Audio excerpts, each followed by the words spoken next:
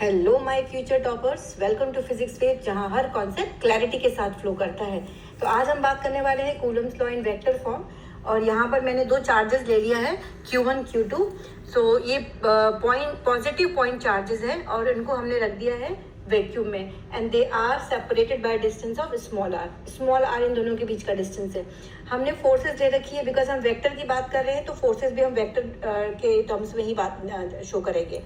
तो force on Q1 due to Q2, Q1 पे force लगा Q2 की वजह से, तो वो फोर्स की डायरेक्शन कैसी हो गई हमारी, ये डायरेक्शन हो गई फोर्स की।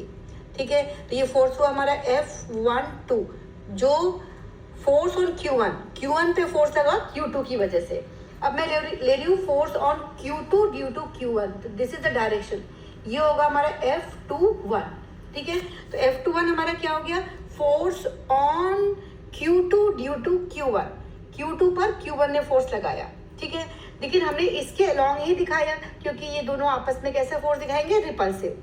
हम यूनिट वेक्टर ले रहे हैं यहाँ पर क्योंकि फोर्स है, फोर्स वेक्टर क्वांटिटी है, तो उसको शो करने के लिए कोई डायरेक्शन होना चाहिए, और डायरेक्शन के लिए हमने यूनिट वेक्टर ले लिया।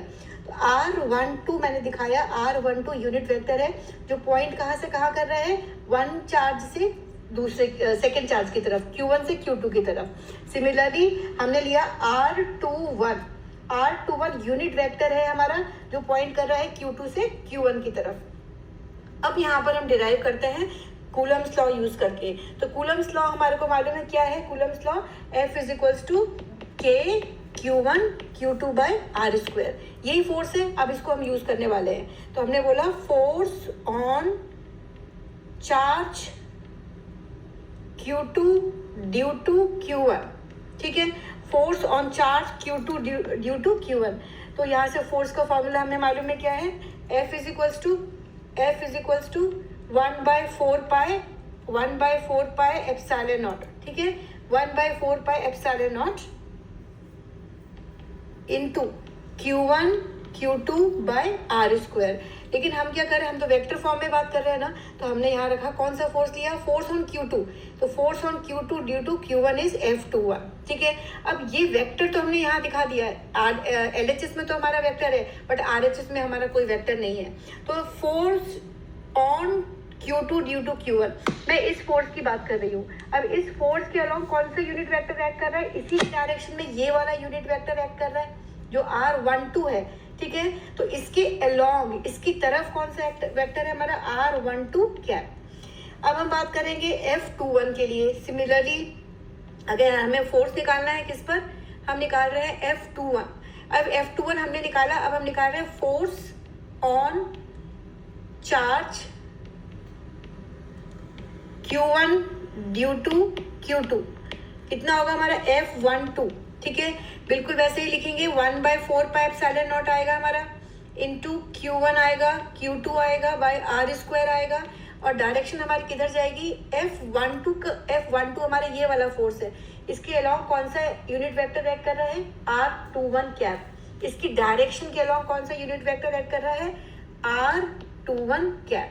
ठीक है, तो यहाँ से हमने ये डिफाइन किया, लेकिन हमें ये मालूम है यूनिट वेक्टर है। यूनिट वेक्टर है, इसका मतलब इसका मैग्नीट्यूड इक्वल होगा दोनों का, लेकिन डायरेक्शंस क्या होंगी, ऑपोजिट होंगी। तो हम यहाँ से ये लिख सकते हैं, हमने लिखा but R12 cap is minus of R21 cap. Unit vector, magnitude unity, but directions are opposite, so this is minus of R21। अगर हम इनको इक्वेशंस को नंबर दे देते हैं, this is 1 and this is 2। ठीक है, तो हम इन इक्वेशंस में यूज करते हैं और हमें क्या मिला, जब हमने यूज किया तो F12 और F21 को अगर देखा जाए तो दोनों का R12 किसके इक्वल हो गया, R21 के लिए, कैप के लिए। तो हम यहाँ लिख सकते हैं F12 vector of F12 is minus F21। ठीक है, ये हमारा हो गया कूलम्स लॉ, लेकिन वेक्टर फॉर्म में, राइट। तो this is Coulomb's law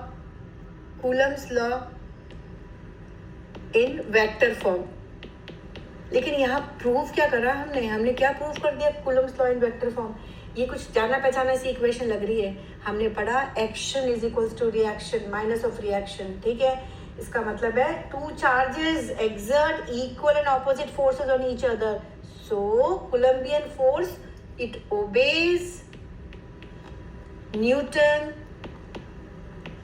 third law. ठीक है, ये पढ़ा हमने, Coulomb's law obeys Newton third law. ठीक है, और एक और इम्पॉर्टेंट चीज हम यहाँ पढ़ने जा रहे हैं कि जो फोर्स आपने देखा ये कहाँ पर एक्ट कर रहा है, ये दोनों चार्जेस के लाइन के अलोंग।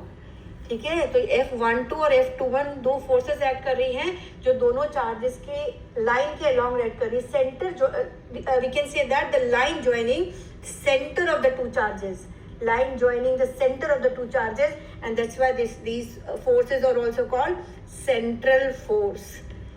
ये ध्यान रखना है हमको, कभी कभी MCQs में आ जाता है central force, Coulombian force is a central